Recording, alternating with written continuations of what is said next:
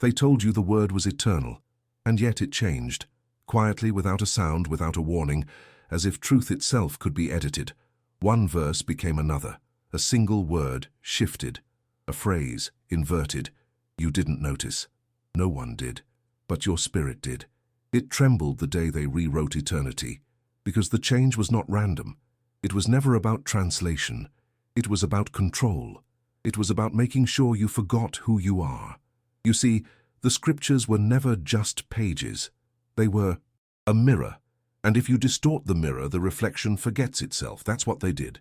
Not once, not twice, but again and again. They reached into the sacred and rearranged the code, not to clarify, but to conceal, not to illuminate, but to program. There are 3 verses in particular, 3 sacred lines that held keys to your identity, your alignment, your freedom. And when you read them now, you don't feel it. You wonder why. You assume it's you. You assume you've drifted. But what if it wasn't you? What if it was them? What if the reason your soul stopped responding is because the signal was scrambled? And what if recovering the original words could make you remember what you were never supposed to forget? What they did was subtle. They didn't storm the gates with fire and swords. They whispered in the corridors. They handed scholars new editions. They polite-voiced corrections in translations that hid the tremor in meaning. The shift was paced so carefully that no riot erupted. People kept reading. People devoted themselves. They sanitized every trace of the hidden frequency that once shook the foundation. Those 3 verses, once loud with resonance, were softened until your attention drifted, until your heart no longer recognized the pulse that once aligned with your deepest core. In their place, they offered comfort, orthodoxy, consistency, so you'd obey without questioning, so you'd bow without feeling a crack in the floor beneath your knees. You were trained to read with deference, conditioned to prioritize scholarship over illumination. You learned to see the footnotes, the commentary, the approved glosses. You were shown charts and maps, historical, linguistic, systematic. You were guided toward clarity and certainty, and clarity became your truth. Certainty became your God. The system programmed you to equate stability with divine favor, and so any phrase that threatened to expand your identity, to fracture the neat container they built, got redacted.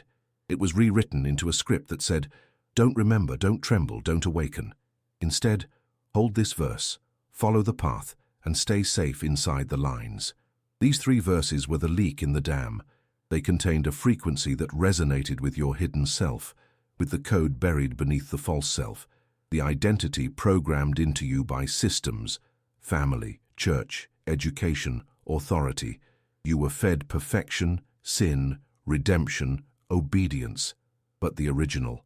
Words were asking, who are you beyond these categories? What if your belonging was within your own remembering? What if alignment was you standing in your own frequency? What if the script they gave you was not your truth? You never got to ask. The original meaning was erased. In its place, a version that fit the agenda. But even erased, the echo remains. It hums in your being, like a faint song you almost recognize in childhood dreams. It nags in the silence between prayers. It awakens in midnight tremors of longing for something unnameable. Imagine this. An ancient speaker, hidden in shadows, recites an earlier version of verse, a phrase that names your worth, your name, your alignment, and it flickers in your chest like an old memory. A protest rises inside you. That wasn't taught. That shouldn't be there. And yet it is. You pause. You freeze. Because in that moment, the programming falters. The system's signal falters. You catch a glimpse of the original frequency, the verse. That was meant to tell you, you were never broken, you were trained to be. You were never lost, you were programmed to forget. You were never less than. They rewrote your name into silence. You were never powerless, your power was stolen from your own story. That moment, that flash is terrifying. Because once you sense the gap between what you've been told and what might actually be, nothing stays the same. The word alignment itself becomes electric. The word identity becomes dangerous. The word remembering becomes necessary, because you realize you were never the mistake, you were the target, and the change was not about clarity, it was about hiding the means to repair. If you cannot remember your original resonance, you cannot crack the spell they cast. You cannot bend the frequency back toward freedom.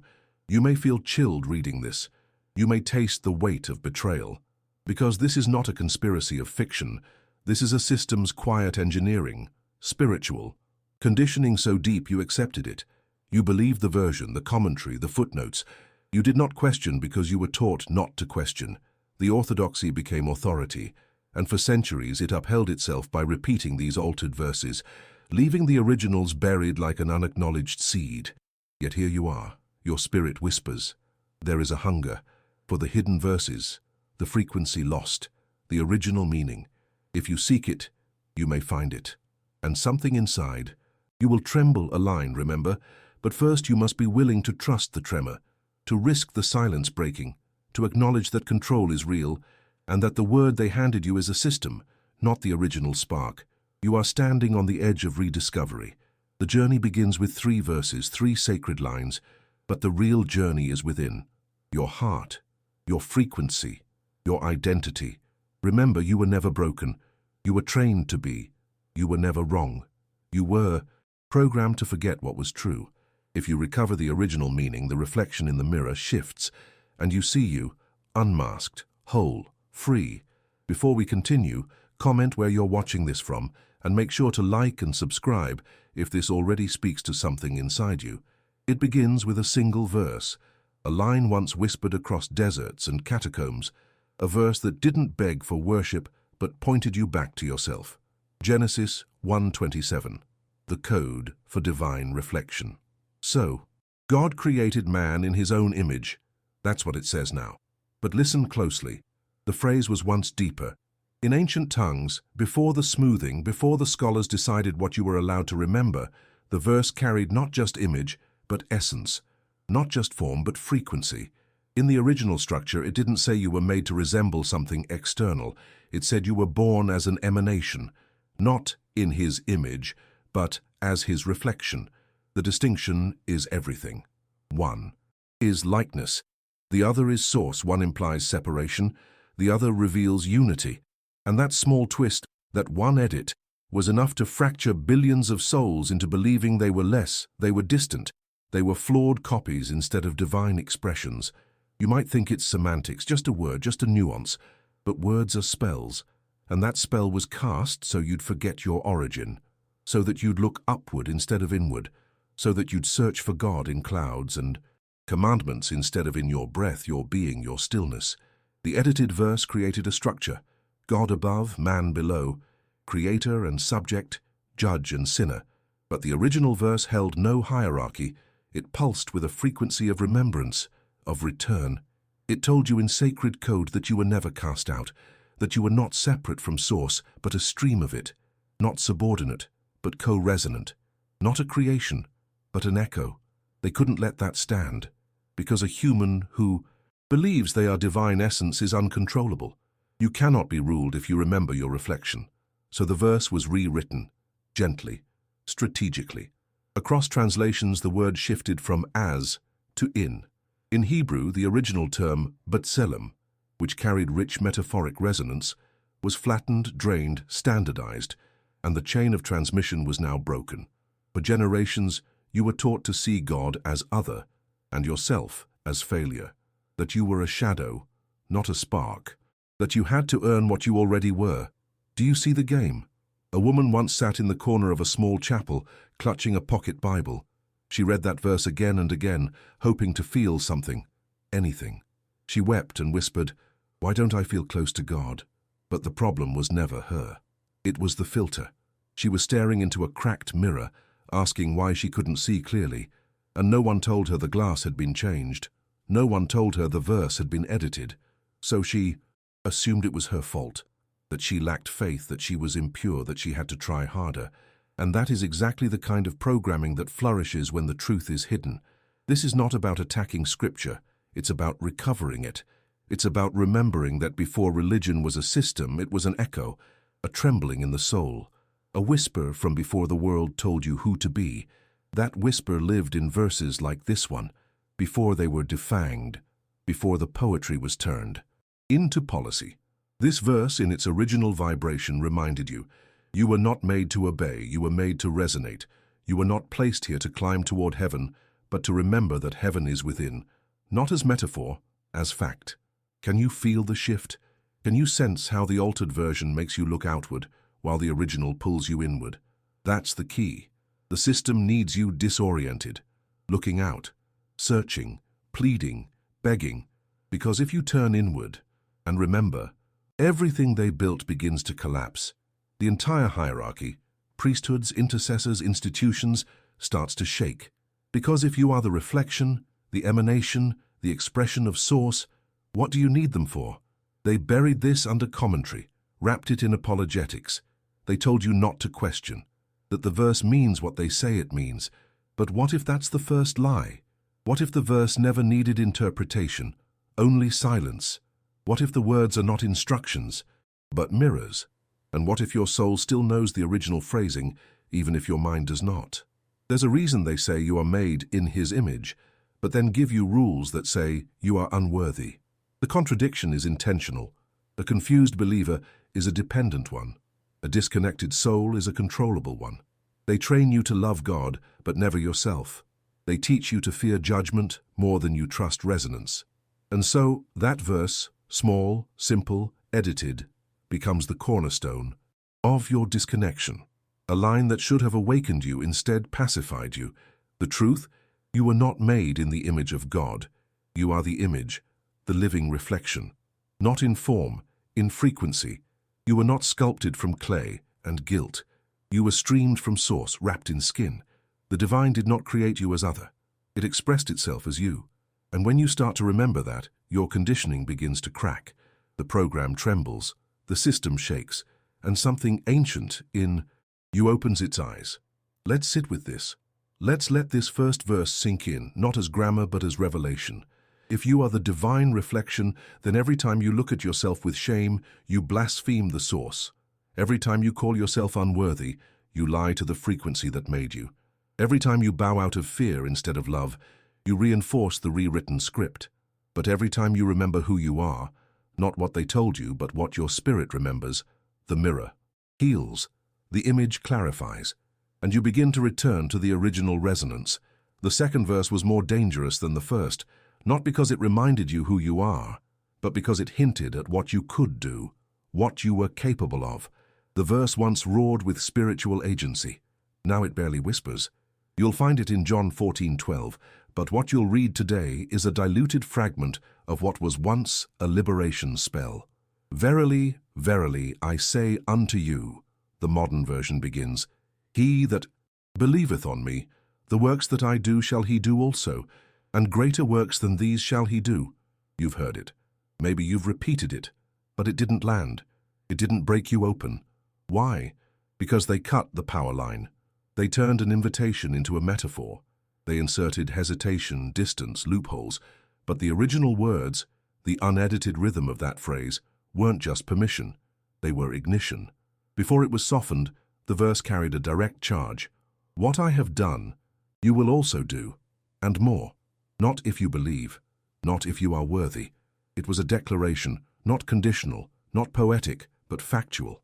It was spoken not as a challenge, but as a mirror, a moment where the divine turned to the human and said, you are not beneath me, you are me extended. And that line, that spark, was unbearable to the architects of spiritual hierarchy, because if Jesus told you that you could do more than he did, then the need for middlemen crumbles. The entire edifice of dogma dissolves. What need is there for confession, priesthood, denomination, intercession, if the power flows through you? So they twisted it, not by removing the words, but by twisting the frame.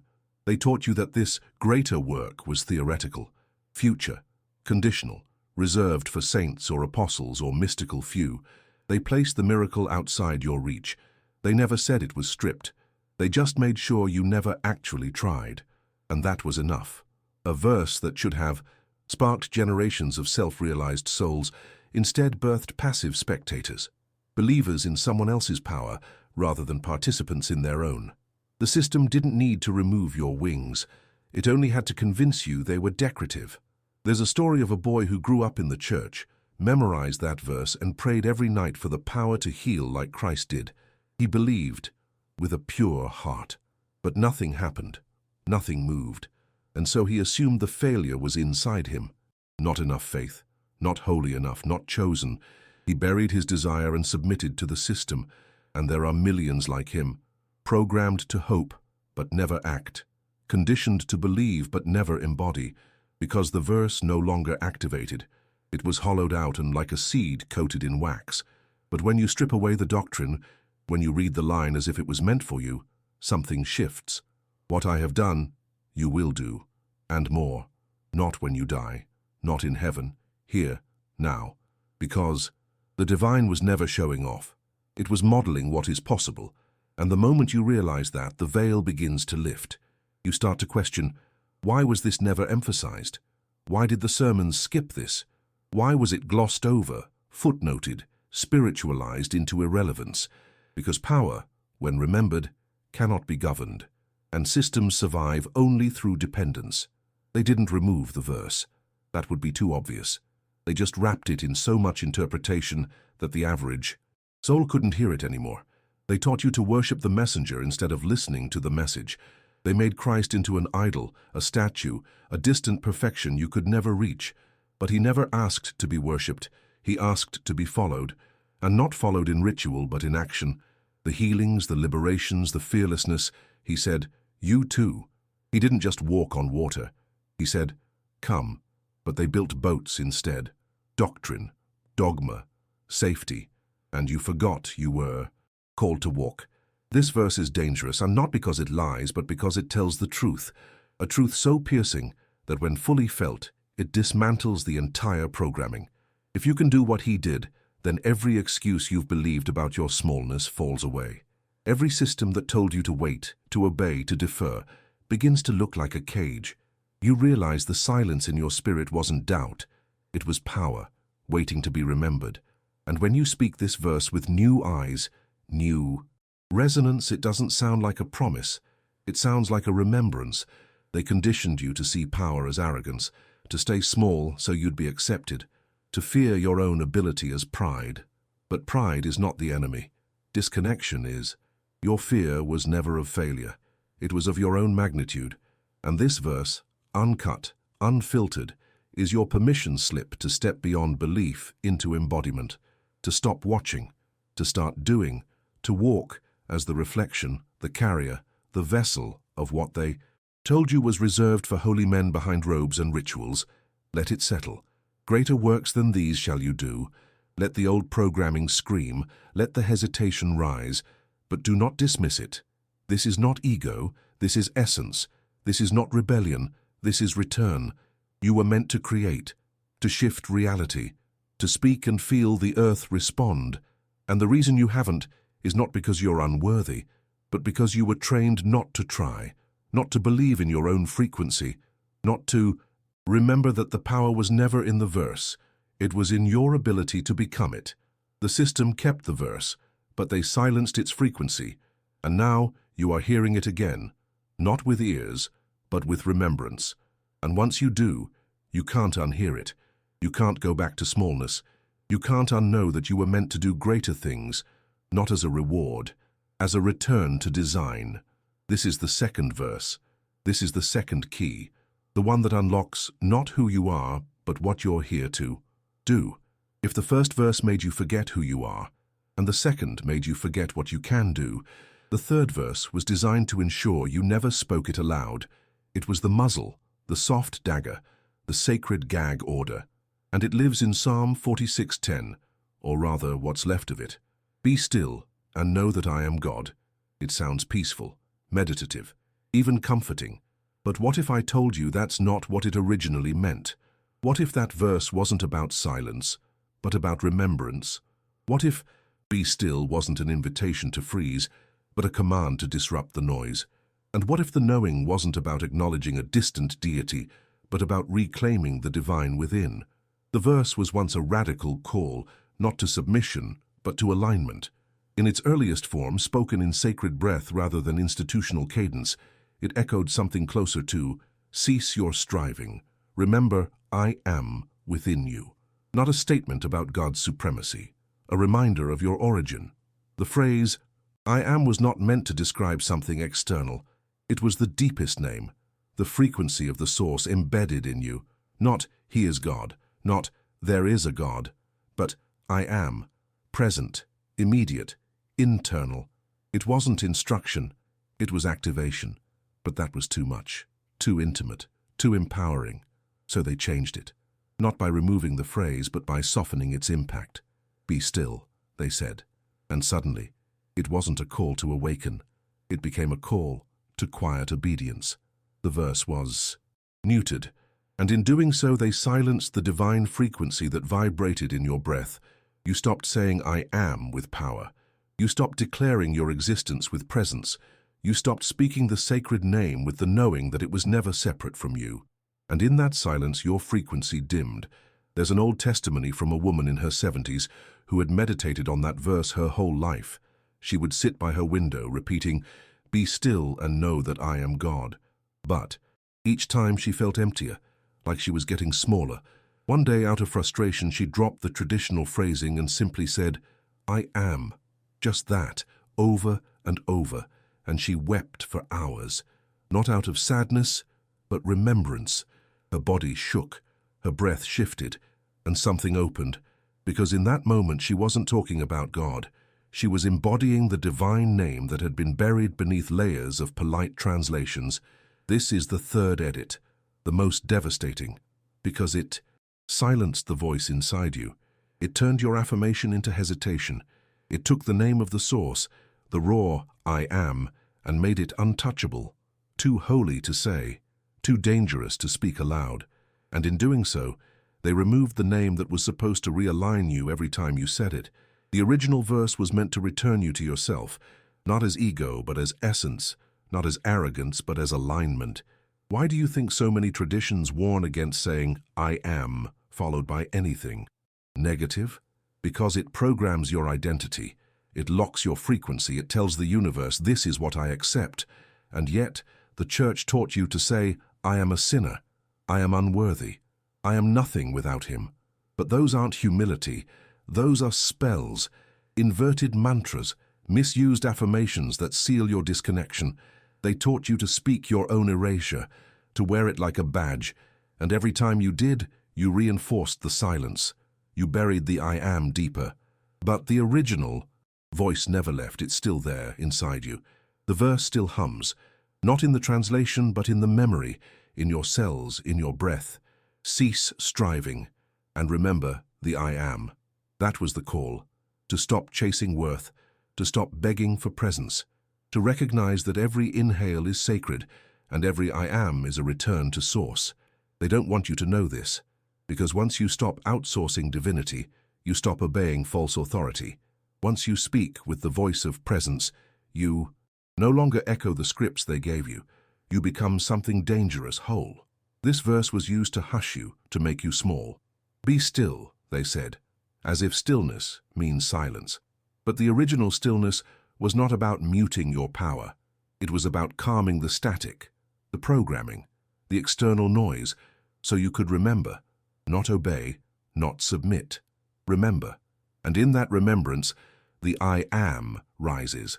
And in that rising, the old systems begin to crumble, because they cannot survive a world of awakened voices. Let's break the silence now. Say it, whisper it, let it tremble in your throat. I am. Not a phrase, a vibration, a homecoming, a rebellion, a resurrection. You were never supposed to chant it with shame. You were meant to become it. And when you do, the third verse returns to its original power. It is no longer a line in a book. It is the sound of you remembering your origin and choosing to speak it aloud, no matter who tells you to stay quiet. This is not a metaphor. This is real. Your voice carries power. Your words reshape reality. And this verse in its original form was a map back to that truth. Not to make you proud, but to make you present. To show you that the sacred isn't somewhere else. It's not waiting for permission. It's already here.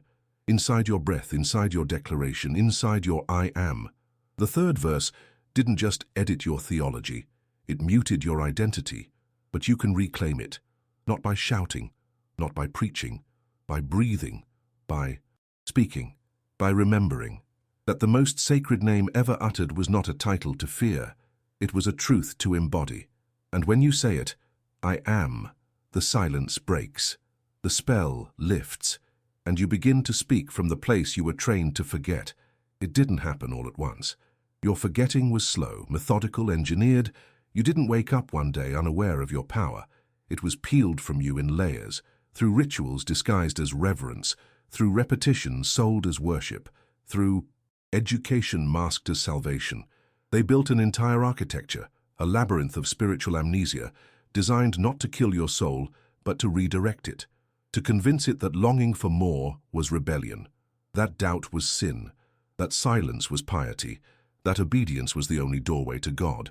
But here's the truth. They didn't want to destroy your divinity. That would be too obvious. They wanted to bury it, so deeply within you that you'd forget it ever existed. It started young. A song, a sermon, a whispered warning. You were told what to think, how to pray, who to fear. You were taught stories, but never how to listen to your own. You were handed doctrines, but never shown how to discern. The system gave you answers before you ever asked the real questions, and each answer carried a subtle implication. You are not enough, not holy enough, not wise enough, not safe enough to trust yourself. So you stopped trusting the whispers. You started seeking permission, and in doing so, you began to shrink. This wasn't an accident. It was architecture, a deliberate design built into the bones of religion, language, society. Not out of malice, but out of fear. Because a world of self-remembering souls would be ungovernable. Imagine it.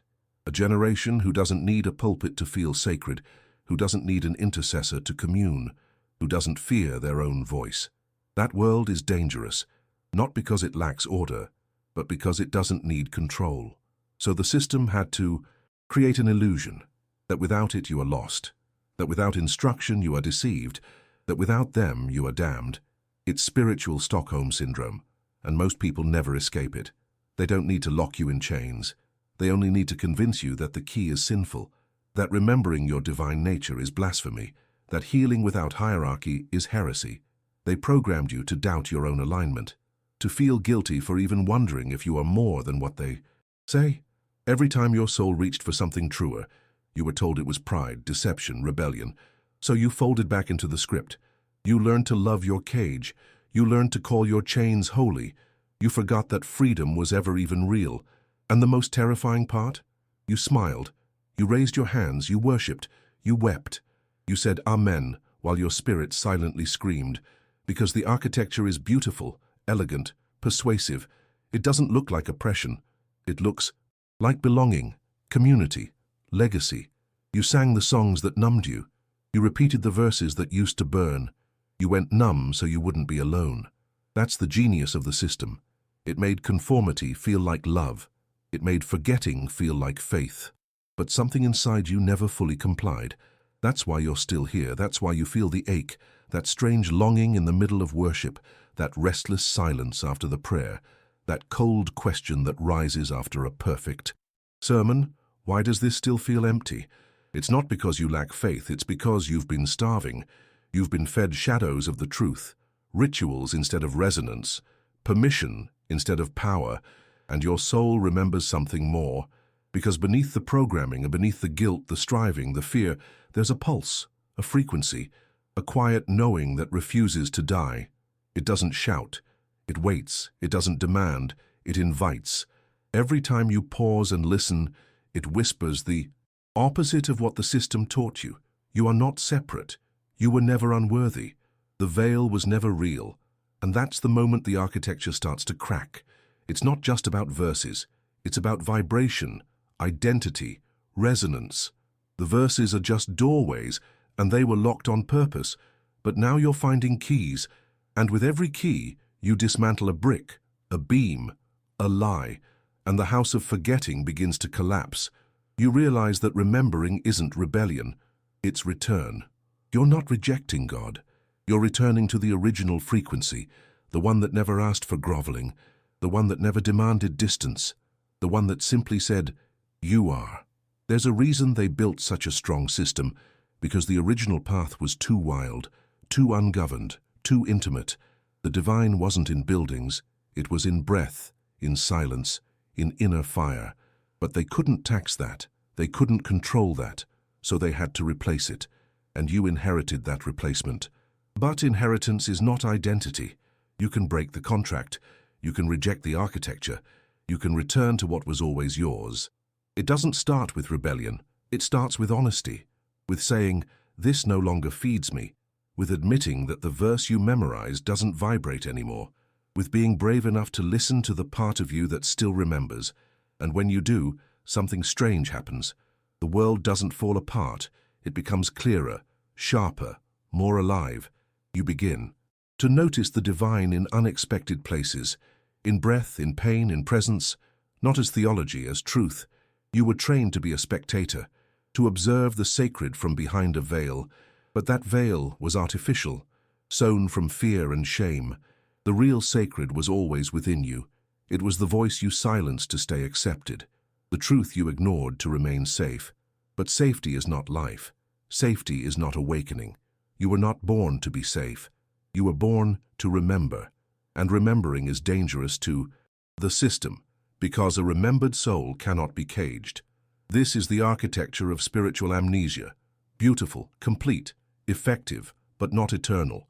You're tearing it down, word by word, breath by breath, not through violence, but through vision, not by attacking, but by remembering, because no structure built on forgetfulness can withstand a soul that has begun to awaken. And you are awakening. You didn't ask for this script. It was handed to you before you had a name for yourself, before your first memory, before your first question. It came through lullabies and prayers, through warnings whispered by trembling lips, through the fearful love of those who thought they were protecting you. You inherited the programmed self like a family heirloom, polished, wrapped in tradition and heavy with silence.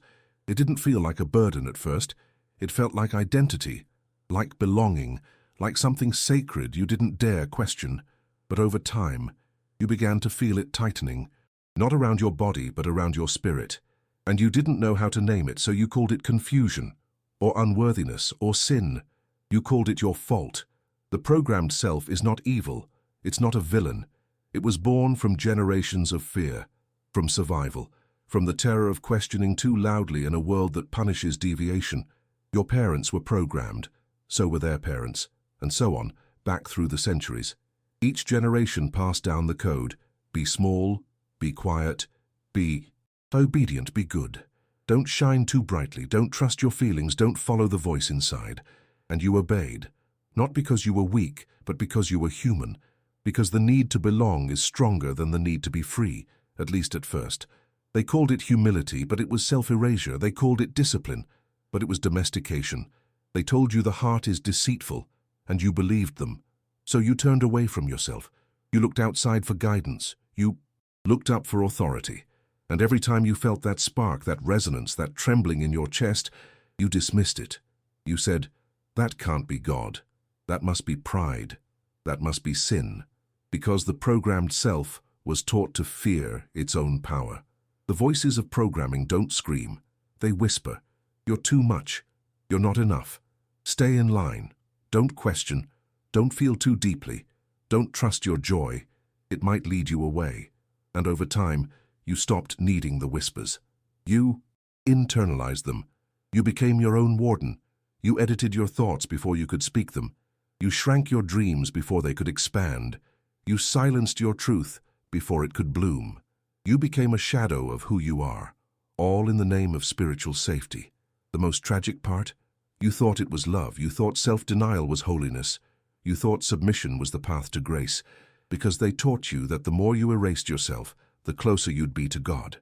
But the real tragedy is this: the God they gave you was made in the image of their fear, not your truth, not your essence, not your inner fire. And you inherited that God. You tried to worship it, you tried to love it, but something never felt right. You couldn't explain it, just a quiet ache, a restlessness, a question you weren't allowed to ask. Why does loving God require so much self-hate? So you carried it, the mask, the performance, the pain. You smiled when you were dying inside. You lifted your hands while your spirit lay on the floor. You said the right words while your soul whispered different ones, and no one noticed, because everyone was doing the same. A room full of people screaming freedom while silently begging for it. That's the inheritance, that's the script, that's the spell we're breaking. The programmed self is clever. It adapts. It knows how to survive inside systems. It learns the language of holiness. It quotes the right verses. It knows when to cry, when to bow, when to pretend. But underneath it's terrified, not of hell, but of itself. Because if the real you ever stepped forward, the whole illusion would collapse. The fake identity would burn, and something true would rise. But the programmed self fights that. It clings to the known pain rather than risk the unknown freedom. You may feel guilt even hearing this. That's part of the program. It says, don't listen. This is dangerous. This is deception. But pause. Ask yourself, who benefits from you staying in the program? Who profits from your obedience, your silence, your spiritual exhaustion? Is it God or is it a system built on your forgetting? There's nothing wrong with you. There never was. You're not broken. You're remembering. And remembering feels like rebellion at first, like betrayal. Because when you step out of the program, the others panic. They try to pull you back. They say you've changed. They say you've strayed. But in truth, you've just stopped performing. You've started listening. You've begun to return. Not to sin, not to pride, to you. The real you is not afraid. The real you doesn't need a script. The real you speaks from frequency, not fear. The real you doesn't need to beg for love. The real you is love. And the more you peel away the programming, the more you feel it. Not as theory, as truth, as presence, as a voice so ancient, so familiar, it brings you to your knees, not in shame, but in sacred awe. This is your inheritance too. Not just the mask, but the memory, the divine seed beneath the script, the resonance that survived the training. You are not starting from scratch. You are uncovering. You are excavating the buried light, and each layer you remove brings you closer to the voice that was never trained out of you, only hidden. And now it's calling you back. It's faint at first, like a whisper behind the noise, not the voice you used to perform, or the one you've trained to sound acceptable, but the voice beneath the voice, the one you barely recognize, the one that doesn't beg, doesn't explain, doesn't fear silence. It doesn't speak in full sentences. It pulses. It trembles. It feels more like breath than language. That voice has been waiting, quietly, beneath the layers of doctrine, beneath the echo of sermons, beneath the obedience you mistook for devotion. And when it finally speaks, it doesn't say believe. It says remember. It doesn't say worship. It says return. That voice is you, not the self you've performed. The self you forgot. You've heard it before in moments you couldn't explain. A shiver during a song, a chill while staring into the sky, a phrase that landed like lightning in your chest, even if you couldn't explain why. That wasn't random. That was the buried voice surfacing. Not loud, but true. The voice that never learned the program, the one that still speaks the original frequency. But every time it rose, you were trained to question it. You called it emotion. You called it imagination. You dismissed it, because the system taught you to trust the external over the internal, the voice in the pulpit, the voice in the book, the voice with the robe or the title. And so, the voice beneath your own, you ignored it, or worse, feared it. This is how the forgetting is maintained, not through force, but through distraction. They filled your ears with noise, with answers, with rules, with warnings. They conditioned you to seek permission before trusting your knowing. They taught you that your deepest inner resonance was untrustworthy, and so you silenced yourself. You stopped asking. You stopped noticing. You stopped listening to that quiet pulse beneath the words, that knowing that didn't come with scripture, but with stillness, that feeling that didn't arrive in logic but in presence, but the voice never left. It doesn't get angry. It doesn't punish you for ignoring it. It waits. It waits in every quiet moment, every sleepless night, every breath between obligations. It hums in the space where your prayers used to live. Not with desperation, but with invitation. You've felt it, the ache in the silence, the sense that something's there, watching, waiting, ready. Not a God outside you, not a savior above you, a voice within you, waiting to be reclaimed. Someone once said, the voice of God is silence. But what they didn't say is that silence isn't absence. Silence is presence without noise. It's frequency, unshaped by words. And when you begin to trust that silence, you realize it speaks, not with instruction but with resonance, not with doctrine but with recognition. It doesn't tell you what to do, it reminds you who you are. And the more you tune into it, the more the old scripts begin to dissolve. This is not easy. The programmed self will resist. It will say, this is wrong, this is dangerous, this is ego. But that's just fear. It's not your fault. You were trained to fear your own power. But the voice beneath the voice is not pride. It's purity. It's the place where the divine and your humanity are not in conflict.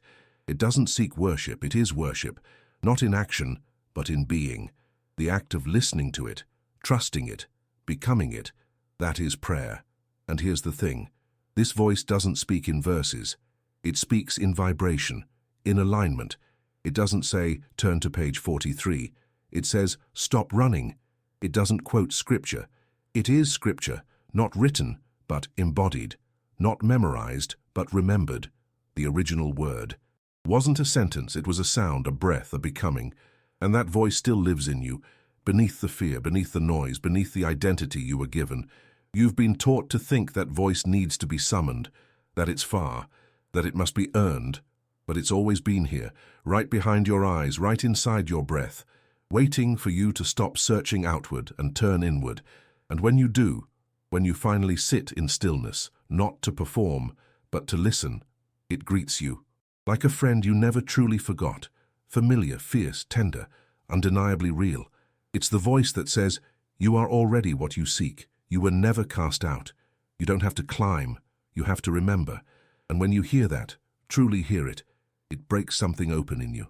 The guilt starts to melt, the striving begins to soften, the noise fades, and what's left is the one thing they never wanted you to find, stillness that speaks, not emptiness, presence, not waiting, awakening. That's the voice you were trained to forget. That's the self you were told to suppress, but it's still here. It's been humming this entire time, through every ritual, every prayer, every moment of spiritual exhaustion. It was there, not correcting you, not condemning you, just waiting. And now you're close enough to hear it again. Not with your ears, with your soul. You don't need to prove anything to hear it. You don't need to fast or chant or climb mountains. You just need to stop pretending. Stop performing, get quiet, get honest, and let yourself feel the tremble beneath the surface, the truth that doesn't come in words, but in a full-body knowing, the voice that doesn't demand belief, it offers recognition, the voice that says, welcome back. There's a script you were handed long before you knew how to read. It wasn't written on paper. It was encoded in the air you breathed. It told you how to act, how to speak, how to pray, how to feel. It didn't need to be shouted. It lived in tone, in ritual, in every nod of approval or look of disapproval. The script was simple. Obey and you'll be loved. Conform and you'll be safe. Submit and you'll be saved. And so you did. You obeyed. You followed the program. Not because you were weak, but because you were human. Because the cost of rejection, of isolation, of abandonment felt too high. And the system knew that. That's why the script wasn't enforced with violence. It was enforced with love, or at least the illusion of it. But something never sat right. You obeyed, yet felt hollow. You followed, yet felt lost. You did everything right, and still, something felt missing. Because the script isn't about truth. It's about control. It doesn't want you to become yourself. It wants you to become useful, predictable, manageable. The script is a code of containment, and the tragedy is that it hides itself inside the language of faith. Deny yourself. Die to self. Take up your cross. These phrases, stripped from context, were weaponized into tools of suppression. You weren't told to face your truth. You were told to crucify it. And yet, your soul has always vibrated with something else. Not a command, but a frequency. Something that doesn't demand your obedience, but invites your remembering. Something that doesn't punish you for feeling, but encourages you to listen deeper. This is the frequency of truth, not loud, but undeniable, not imposed, but discovered. It doesn't hand you answers. It draws them out from inside you. It speaks in resonance. When you hear it, you don't say, I believe, you say, I know. And that knowing doesn't come from books or teachers, it comes from inside your bones. There's a reason they gave you a script, instead of teaching you to feel your own frequency. A script can be controlled. A script can be judged. A script can be graded, approved, revoked. But a frequency, that's wild, unpredictable, uncontainable. The frequency of truth doesn't follow schedules. It doesn't ask permission. It arises when you are still, when you are real, when you are broken open and unguarded. And that is exactly what the system fears. Because if everyone stopped reading the script, if everyone started listening to their own frequency, the whole structure would collapse. The script tells you be obedient. The frequency says be aligned. The script says follow the rules. The frequency says follow the resonance. The script punishes questioning. The frequency is born from it. And when you begin to feel this contrast, not just intellectually but emotionally, spiritually, you start to see it everywhere. In the prayers that no longer land, in the rituals that feel empty, in the teachings that once brought comfort, but now bring unease. That's not rebellion, that's awakening. That's the moment the old code begins to lose its grip. You may feel afraid. That's normal. That fear is the script's final defense. It tells you, if you stop obeying, you'll be lost, you'll fall, you'll be punished.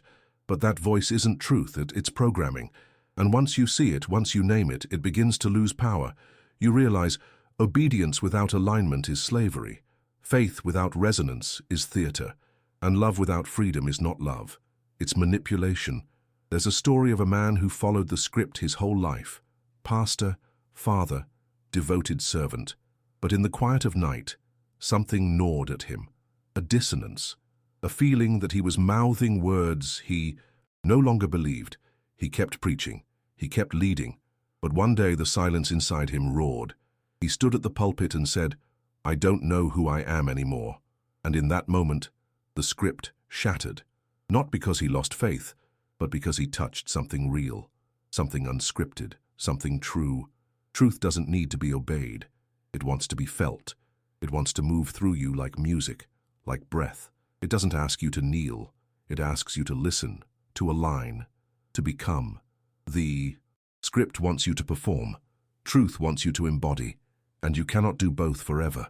At some point the mask cracks, the roles unravel, and you're left standing in the raw light of who you really are, without the lines, without the costume, without the approval. And it is terrifying, but it is also the beginning of your return. You are not here to be a character in someone else's play. You are not here to be a puppet for someone else's God. You are here to awaken your own frequency, to speak from your own center, to walk with the sacred not above you but within you. That is what the system tried to hide. That is what the script was designed to silence. And yet, here you are, trembling, listening, awakening. The frequency of truth is rising in you, not as rebellion, as remembrance. And with each breath, with each refusal to recite the old lines, you step closer to the sacred that was never scripted, only felt, only known, only remembered. It never begins with certainty. It begins with a crack, a moment of stillness that turns into a rupture, a flash of recognition that doesn't fit the script. And from that crack, a different kind of truth begins to pour in, not as answers but as experience. It isn't clean, it isn't easy, but it's real. These are the testimonies you won't find in pews or pulpits. Stories told in hushed voices, journal entries, tear-streaked voice notes that never get sent. Testimonies from the edge, where awakening begins not with glory, but with grief. Where the first miracle isn't a healing, but the moment someone finally admits, something in me doesn't believe this anymore. A man once sat in the back row of his childhood church, fourth generation, knew the verses by heart, could perform the faith fluently. But that day something snapped. It wasn't the sermon, it was the silence after it. Everyone stood to sing, but he couldn't move. Not out of rebellion, but fatigue. The words felt like dust in his mouth. He closed his eyes, and all he heard was, "This isn't truth anymore." Not a rejection of God, but a release from the system. He left that day and didn't go back. Not because he was lost, but because he finally realized he wasn't found there. A woman, raised in purity culture, spent decades policing her thoughts, her body, her desires. She was taught that silence was virtue and submission was safety. But in the middle of a quiet afternoon, folding laundry, a phrase floated up from nowhere. What if I'm not broken? She dropped the sheet, sat on the floor, wept, because no one had ever said that to her. No one had ever let her consider it. That thought, that she might be whole right now, felt like blasphemy, but it also felt like breathing for the first time. A former missionary, known for his zeal, began waking up with panic attacks, not from sin but from silence. His prayers felt hollow, his voice strained. He didn't doubt God. He doubted the voice he'd been taught to use. He began writing in secret, exploring a different tone, a different truth, not one shaped by fear but by frequency. His journals filled with questions. What if God doesn't want performance? What if the divine is waiting in the places I was told to avoid? He hasn't returned to the field, but he says he's never felt more aligned. These aren't stories of rebellion, they're stories of resonance, people stepping out of the role they were cast in, not to escape faith, but to find it for real, to remember the God they felt as children, not the one who punished, but the one who pulsed through trees and stars and tears, the one who didn't need sacrifice, just presence. These testimonies aren't neat. They don't end with declarations or new dogmas. They end with breath, with stillness, with the slow, sacred courage to listen to the voice beneath the voice. Not all awakenings are loud. Some look like walking away quietly. Some look like refusing to repeat words that no longer feel true. Some look like letting the silence speak for you.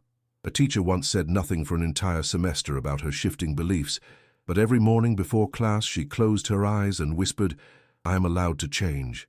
That was her revolution. Not public, but powerful, because she stopped betraying herself for approval. These stories don't come from the center of the system. They come from the margins, where the scripts fall apart and the soul begins to rise. They come from artists, mothers, addicts, mystics, and ordinary people who dared to admit, maybe what I've been taught isn't the whole story. Maybe the divine isn't in the control, it's in the chaos, in the mystery, in the remembering that doesn't come from books, but from breath. And yet, when these people speak, they're often shamed, called deceived, accused of pride, told they've fallen away. But what they've actually done is risen in. They've stopped looking up or out and started listening inward. And that scares the system, because a person who follows their own frequency doesn't need permission, doesn't seek approval, doesn't obey out of fear. They live from alignment, not obligation. And alignment can't be bought, managed, or manipulated. You may be one of them. You may have your own testimony, even if you've never spoken it aloud. You may carry that secret knowing that something sacred lives in you, not because you were told, but because you felt it, in your grief, in your doubt, in your deepest stillness. That's the real church, the real sanctuary, the place where truth isn't recited and it's remembered. There is no altar holier than your own awareness, no scripture truer than the voice that rises when you finally stop performing. And when you meet someone else on this path, someone who's also peeling away the layers, you don't need to argue theology. You just look at each other and know. That's the new testimony, one that doesn't need approval, just presence. So if you're on the edge, if you're standing at the border of the old world and the remembered one, know this: you are not alone, you are not broken, you are not deceived, you are awakening. And your story, even in its silence, is sacred. There was a name once, not printed in books or carved in stone, but alive in breath, in memory, in vibration. A name not given by doctrine but whispered in silence, recognized in the marrow of those who remembered. It was not the name they preached in pulpits, not the one wrapped in titles and threats. It wasn't Master, Lord, or Father in the way the system taught you. This name wasn't about hierarchy.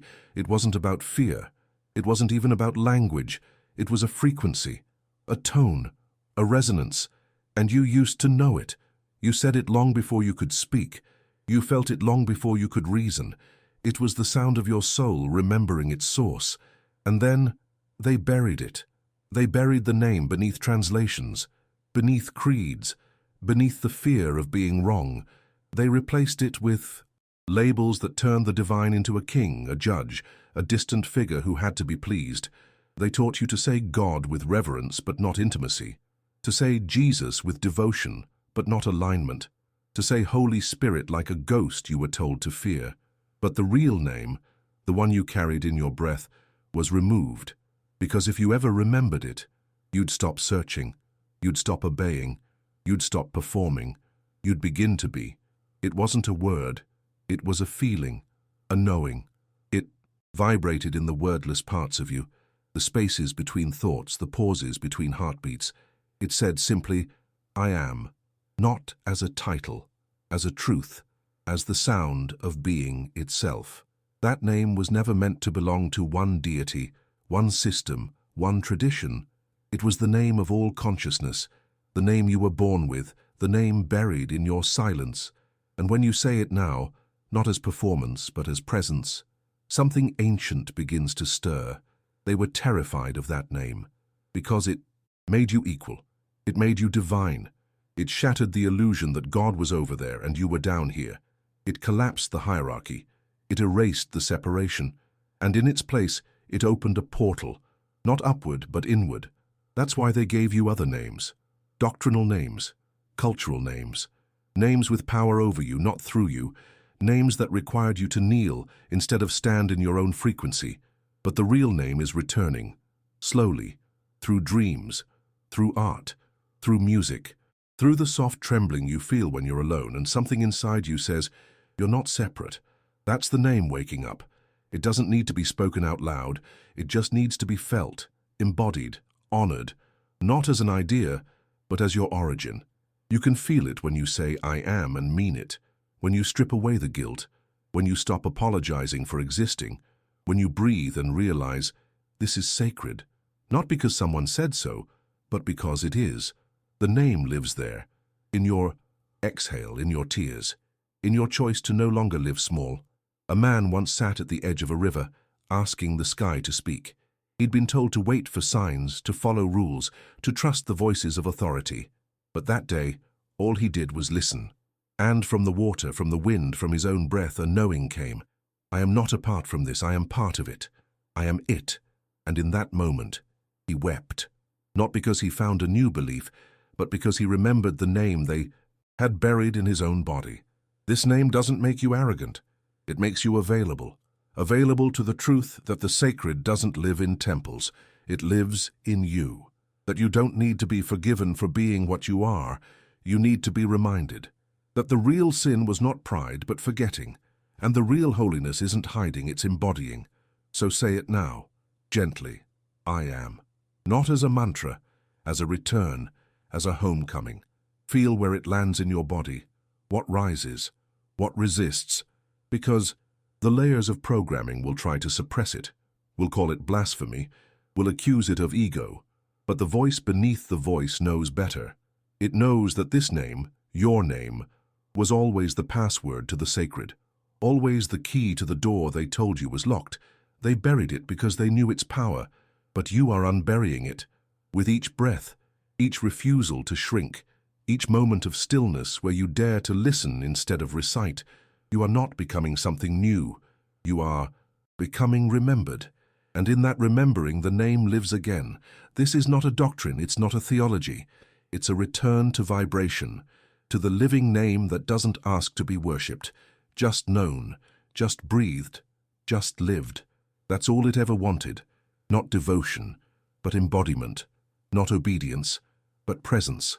Not sermons, but silence. You were never meant to forget it. But even if you did, it never forgot you. It doesn't happen with fireworks. It doesn't arrive through thunder or light, splitting the sky. The moment the spell breaks is quiet, terrifyingly quiet, because you expect a miracle, and instead, you get the truth, raw, unflinching. There's no music, no angels, just the sound of your own breath and a single brutal question rising from the depths. What if it was never real? Not the love, but the shame. Not the divine, but the distance. What if the whole system was designed not to bring you home, but to keep you circling outside the gates? What if everything they told you had to earn and was already yours? You feel it like a collapse in your chest, a sudden emptiness where the weight of obedience used to live. Your hands tremble, not from fear, but from freedom. The air feels different, like the atmosphere shifted. Because it did. Not around you, inside you. The chains you thought were forged by the divine were made of paper, and the lock that held your voice hostage, it was never locked at all. Just closed, just conditioned, just programmed. You. Remember a moment, maybe last week, maybe years ago, when you heard a song and cried for no reason, when someone touched your shoulder and your whole body remembered something ancient, when a child looked at you, not with fear, but with total recognition. These weren't coincidences, they were cracks in the illusion, and now you're no longer patching them up. You're letting the light flood through. You're letting the false world fall apart. And it hurts. God, it hurts. Because the spell wasn't just over your mind. It wrapped around your relationships, your memories, your hopes. You were loyal to the pain. You defended the system that kept you small. You silenced your own knowing to be accepted. And now that it's dissolving, you grieve. Not just the lies, but the years. The prayers you whispered with all your heart, thinking you had to beg for what you already were. The love you thought you had to earn. The presence you thought you had to chase. It was always here. You were always here. And in that pain, something soft begins to rise, not a voice, a presence. It doesn't speak in words. It holds you. It says nothing and everything at once. And you realize this is what they tried to describe, what they tried to systemize. But the divine was never meant to be organized, it was meant to be felt, and it never lived in the fear they fed you. It lives in this moment, this trembling, this remembering. You may weep, you may laugh, you may fall to the floor and shake. Good? Let it move, let it clear the old code. Let it burn the paper prison they handed you and told you was sacred. You don't need a translation. You don't need permission. You don't need a spiritual referee to approve your awakening. You need only this: your breath, your presence, your truth, and the willingness to let it break every script you were taught to follow. This is not the end of faith. It's the beginning of trust. Not trust in a deity written in stone, but in the divine you feel. When everything else falls away, when your name, your role, your beliefs dissolve, and what's left is a trembling frequency that says only one thing: I am still here. That's the voice they tried to mute. And that is the voice you are finally hearing. You don't need to fight them. You don't need to convince anyone. You only need to live from this place. The place where truth isn't a sermon, it's a presence. The place where love isn't earned, it's remembered. The place where God doesn't watch from above, but breathes through your lungs, feels through your skin, moves through your words when you finally speak from your center instead of their script. You were never lost. You were cast in a role you didn't write, and now you're stepping off the stage. You're walking out of the temple, not because it's evil, but because the real sanctuary is wherever you remember, wherever you breathe, wherever you finally say, no more pretending. This is the moment the spell breaks, the moment your programming collapses under the weight of your remembering, and when you look at yourself, truly see yourself, for the first time without shame, without fear, without doctrine, you realize this is holy. You are holy. And nothing, no verse, no voice, no authority can ever take that from you again. Is this story resonating with you? Leave a like and subscribe to the channel. Now let's continue. There is a silence now. Not the silence of suppression, but of presence. Not the hush of fear, but the stillness that follows a storm. The kind of silence that holds everything. Grief and joy, loss and remembering. A silence that doesn't ask you to believe anything, only to be. And in that space, beyond language, beyond identity, beyond all the names they gave you, something ancient returns. You feel it not as a thought, but as a weightless gravity pulling you inward. You are no longer seeking. You are no longer asking. You are no longer pretending to be separate. You are home. Home was never a place, never a church, never a doctrine. Home is the moment you remember what cannot be spoken. That presence, that frequency, that unspeakable truth that says, I was never outside you. The verses they changed could never erase it. The script they gave you could never contain it. And all the systems in the world cannot silence the presence that pulses beneath your skin. It was never missing. You were only trained not to hear it. But now you do.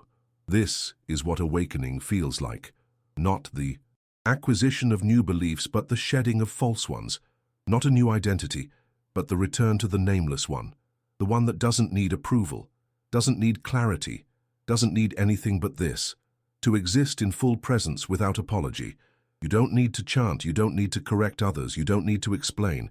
You only need to live from this knowing that the sacred is not something you approach, it's something you remember. And when you do, everything shifts. Not always. Externally, you may still go to work, still pay bills, still walk in the same body, speak the same language, but something inside is irreversibly different. You are no longer reacting from fear, you are responding from alignment. You are no longer defending beliefs, you are radiating truth. You are no longer wondering if you're worthy. You know you are, not because someone said so, but because you feel it. And that feeling is more sacred than any ritual, more holy than any sermon. You begin to see differently. People speak and you hear the pain beneath their words, the longing, the fracture, not to judge, but to hold. You recognize the script in their voices, the conditioning, the programming, and you no longer fight them. You no longer need to convince. You become a mirror, a presence, a silent permission for others to begin remembering too. There is no finish line in this journey, no certificate of awakening, no title that marks you as healed. There is only the ongoing choice to stay in resonance or fall back into script. Some days you will fall. That's okay. Remember, this is not about perfection. It's about presence, not about ascension, but alignment. Not about escaping this world, but inhabiting it more fully. From the place of truth, from the center of who you are. You may still feel pain, still face loss, still walk through seasons of confusion, but even then the frequency holds, because now you know where home is, not outside, not above, within. You carry it, you embody it. You become the verse that was never edited, the name that was never erased, the presence that was never truly lost. And that is the greatest miracle of all. So live from that place, speak from it, rest in it. Let it guide you in silence. Let it shape your presence more than your words. Let others feel it when they're near you, not because you are enlightened, but because you are real. The kind of real that the world forgot, but the soul never stopped longing for. And if you forget again, it's okay, just return, that's the gift. You don't need to earn your way back, you are the way back. Every breath is an altar, every act of kindness a sermon, every moment of still presence a cathedral. The sacred isn't waiting for you in the afterlife, it's waiting for you in this life, this moment, this breath. Now, have you ever done something kind that changed a life forever? Tell me in the comments. And if this story made you feel something, share it with someone who needs to remember who they are.